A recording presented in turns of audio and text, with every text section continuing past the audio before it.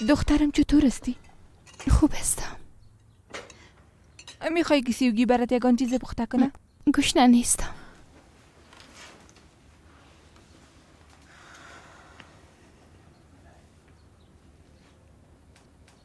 قدیر رفته. کجا رفته؟ نمیفهمم. بیازم مهمم نیست. چیزی که مهم است ای است که اقدر صحتش خوب بود که تانست بره، اما یک بار به دیدن من آمد. طبعا. وقتی در شفاخانه اولین بار چشمایم باز کردم او در فکرم آمد که پیش او برم. اما او چی کرد؟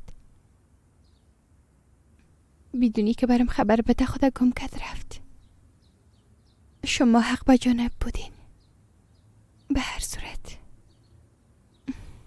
خلاص شد.